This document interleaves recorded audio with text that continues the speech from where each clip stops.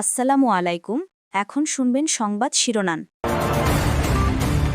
কমিশনের বৈঠকে আজই চূড়ান্ত হতে পারে নির্বাচনী তফসিল। ৯ এজেন্ডা নিয়ে চলছে আলোচনা। রাষ্ট্রপতির সাথে সাক্ষাতের পর বৃহস্পতিবার আসতে পারে ঘোষণা। বিএনপিকে নেতিবাচক দল হিসেবে দেখানোর চক্রান্ত চলছে। দেশ করার পরিকল্পনা কর্মসূচিতে অভিযোগ ফখরুলের। বললেন, ধর্মকে দিয়ে রাষ্ট্র বিভাজনে বিশ্বাস করে না বিএনপি। কালই ঘোষণা হতে পারে আনিসুল ইসলাম মাহমুদ ও আনোয়ার হোসেন মঞ্জুর নতুন জোট। আওয়ামী লীগের ভোট টানতে নয়, মুক্তিযুদ্ধের চেতনার ভিত্তিতে নতুন ধারা তৈরির লক্ষ্য। দেশি বিদেশি বিশেষজ্ঞদের সমন্বয়ে চলছে খালেদা জিয়ার চিকিৎসা। মেডিকেল বোর্ড সিদ্ধান্ত জানালে নেওয়া হবে বিদেশে। সার্বক্ষণিক তদারকিতে তারেক রহমান। মোবাইল সেট নিবন্ধন পদ্ধতি চালুর আগে কর হার কমানোর দাবি। বিটিআরসি কার্যালয়ের সামনে বিক্ষোভ করছেন ব্যবসায়ীরা। আসসালামু আলাইকুম। এতক্ষণ দেখছিলেন সংবাদ শিরোনাম, এখন দেখবেন বিস্তারিত।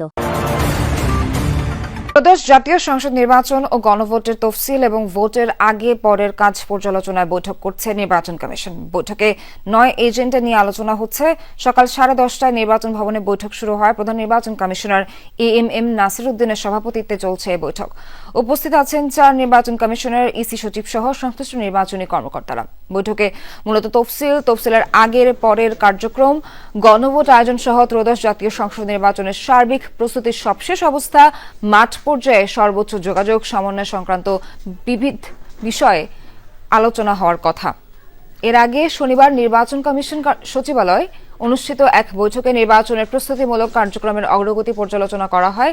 10 ডিসেম্বর বুধবার রাষ্ট্রপতির সাথে নির্বাচন কমিশনের সাক্ষাৎ হওয়ার কথা। এরপরই হতে পারে তফসিল ঘোষণা। বিএনপিকে নেতিবাচক দল হিসেবে দেখানোর চক্রান্ত চলছে বলে অভিযোগ করেছেন মহাসচিব মির্জা ফখরুল ইসলাম আলমগীর। বলেছেন, একটি গোষ্ঠী ধর্মের নামে দেশকে বিভাজন করতে চায়। ধর্মভীরু হলেও ধর্ম নিয়ে রাষ্ট্র বিভাজনে বিশ্বাস করে না বিএনপি। 15 বছর পর গণতন্ত্র পুনরুদ্ধারের সুযোগ সৃষ্টি হয়েছে, তাতেও অনেক বাধা আসছে বলে জানান মির্জা ফখরুল। রাজধানীর কৃষিবিদ ইনস্টিটিউশন মিলনায়তনে এক অনুষ্ঠানে এসব কথা বলেন বিএনপি মহাসচিব। আগামীর বাংলাদেশ গড়তে বিএনপির কি পরিকল্পনা? কৃষকের জন্য ফার্মার্স কার্ড চালু কিংবা গৃহকর্তীর জন্য থাকছে ফ্যামিলি কার্ড, এমন যুগান্তকারী নানান কর্মপরিকল্পনা জনগণের কাছে তুলে ধরার আগে নিজ দলের নেতাকর্মীদের প্রশিক্ষিত করতে হাতে নেওয়া হয়েছে বিএনপির দেশ গড়ার পরিকল্পনা কর্মসূচি। কৃষির ক্ষেত্রে, শিক্ষার ক্ষেত্রে, স্বাস্থ্যের ক্ষেত্রে বিএনপির অঙ্গীকারগুলো নিয়ে এখানে রিসোর্স পার্সনরা কথা বলবেন।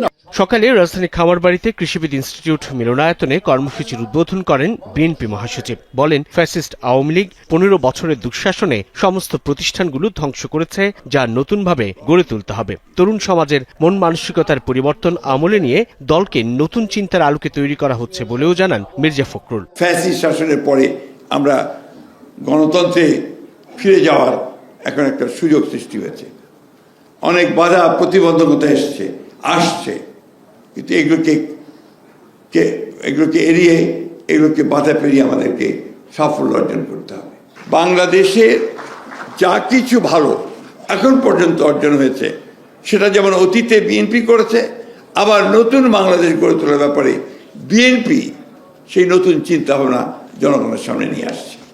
বিএনপিকে নেতিবাচক রাজনৈতিক দল হিসেবে দেখানোর ষড়যন্ত্র চলছে বলেও দাবি করেন মির্জা ফখরুল। এ বিষয়ে সকলকে সজাগ থেকে ঐক্যবদ্ধ হওয়ার আহ্বানও জানান। আজকে একটা প্রবণতা দেখা দিয়েছে অত্যন্ত ব্যাপকভাবে বিএনপিকে একটা নেগেটিভ পলিটিক্যাল পার্টি হিসেবে দেখানোর। এই প্রবণতা কিন্তু ভেঙে ফেলতে হবে, এটা আমাদেরই করতে হবে। চক্রান্ত হয়, প্রচারণা চলে, অপপ্রচার চলে। সবচেয়ে বড় হচ্ছে একটা অপপ্রচার চলছে। এই অপপ্রচারের বিরুদ্ধে কিন্তু আমাদেরকে কাজ করতে হবে, নিজেদের কাজ করতে হবে। যে কথাটা আমি সবসময় বলি, যে সাইবার ওয়ার, এই সাইবার ওয়ারে যদি আমি যোদ্ধা হতে না পারি, তাহলে কিন্তু আমি পরাজিত হয়ে যাব। নির্বাচনের আগে জাতীয়তাবাদী গণতান্ত্রিক জোট নামে নতুন একটি রাজনৈতিক প্ল্যাটফর্ম ঘোষণার প্রস্তুতি চলছে। আগামীকালই আসতে পারে আনুষ্ঠানিক ঘোষণা। নেতৃত্বে আছেন সাবেক মন্ত্রী আনিসুল ইসলাম মাহমুদ এবং জেপির চেয়ারম্যান আনোয়ার হোসেন মঞ্জু। তাদের দাবি, আওয়ামী লীগের ভোট টানতে নয়, বরং মুক্তিযুদ্ধের মূল্যবোধ, ধর্মীয় আস্থা এবং বাংলাদেশের জাতীয়তাবাদের ভিত্তিতেই নতুন এ ধারা। ইসি মবের ভয়ে স্বাধীন সিদ্ধান্ত নিতে পারছে না বলেও অভিযোগ তাদের। ক্ষমতাচ্যুতির পর আওয়ামী লীগের কার্যক্রম নিষিদ্ধ, আর জাপা নিয়ে অস্পষ্টতা কাটেনি এখনো। এমন অবস্থায় অন্তত 15টি দলকে সঙ্গে নিয়ে চলছে জোট গঠনের উদ্যোগ। একটা তৃতীয় ধারার এখন দরকার হচ্ছে, যারা এই ধর্মভিত্তিক রাজনীতি বিশ্বাস করে না বা বিএনপির ব্যাপারে অনেকের রিজার্ভেশন আছে। আমরা আওয়ামী লীগের বিকল্প আমাদের সৃষ্টি করতে যাচ্ছে না, আমরা একটা ইডিওলজি নিয়ে পজিটিভ হয়ে যাচ্ছে, যেখানে মুক্তিযুদ্ধও থাকবে, যেখানে আমাদের ধর্মীয় মূল্যবোধ থাকবে, যেখানে আমাদের বাংলাদেশ জাতীয়তাবাদ থাকবে। এই জোটে 14 দলের সহযোগী কোনো দল থাকবে না বলে জানান তারা। জাতিটাকে তো এক করতে হবে, এক করা মানে বাকশাল করা না। মানে এখন 2-3টা ভাগ হয়ে বসে আছে। এই জাতীয় ঐক্যটা সৃষ্টি করার প্রচেষ্টা আমরা কেউ নিচ্ছি না। এইটা আমি আমার রাজনীতিটা এইখানে, রাজনীতি বলবো না, চিন্তা ভাবনাটা এইখানে সীমিত। দুই নেতা অভিযোগ করেন নির্বাচনে অংশ নিতে তাদের আইনি বাধা নেই, কিন্তু নির্বাচন কমিশন মবের চাপে স্বাধীন সিদ্ধান্ত নিতে পারছে না। লেভেল প্লেইং ফিল্ড না থাকলে তারা নির্বাচনে যাবেন না।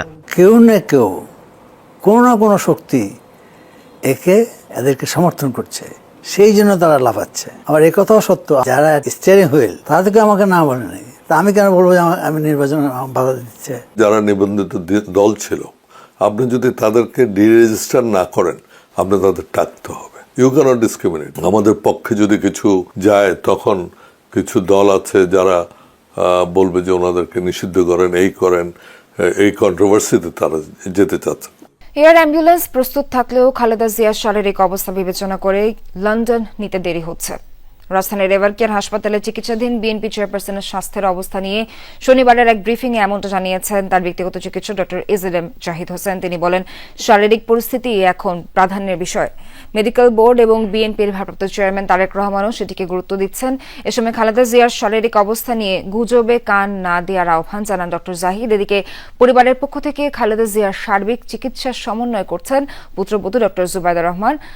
শুক্রবার দেশে ফিরেই তিনি সরাসরি যান এভারকেয়ার হাসপাতালে। শনিবারও হাসপাতালে এসে চিকিৎসকদের সঙ্গে আলোচনা পরামর্শ করেছেন তিনি।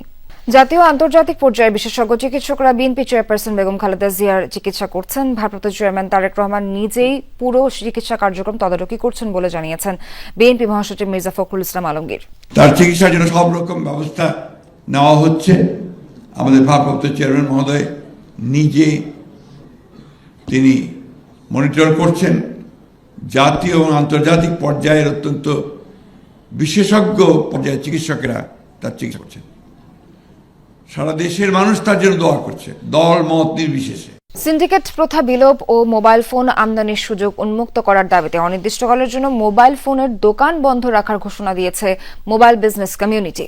এদিকে বিটিআরসি ও আইসিটি মন্ত্রণালয়ের আহ্বানে বিটিআরসি ভবনে আলোচনায় বসছে আন্দোলনকারীদের প্রতিনিধিরা। মোবাইল ব্যবসায়ীদের স্বার্থ রক্ষা না হলে আলোচনায় সমাধান হবে না বলে জানান আন্দোলনকারীরা। এর আগে সকাল থেকে দোকান বন্ধ রেখে রাজধানীর বিটিআরসি কার্যালয়ের সামনে অবস্থান নেন ব্যবসায়ীরা। কমিউনিটির নেতারা এনইআইআর সংস্কার ও মোবাইল ফোন আমদানির সুযোগ উন্মুক্ত করার দাবি জানান। ব্যবসায়ীদের অভিযোগ, এনইআইআর বাস্তবায়ন হলে লাখো ব্যবসায়ী ক্ষতিগ্রস্ত হবে। নতুন এই নিয়মের ফলে শুধুমাত্র একটি বিশেষ গোষ্ঠী লাভবান হবে। বাড়তি করের চাপে গ্রাহক পর্যায়েও সেটের দাম বেড়ে যাবে। গত 30 নভেম্বর দাবি আদায়ে মোবাইল ফোনের দোকান বন্ধ রেখেছিলেন ব্যবসায়ীরা।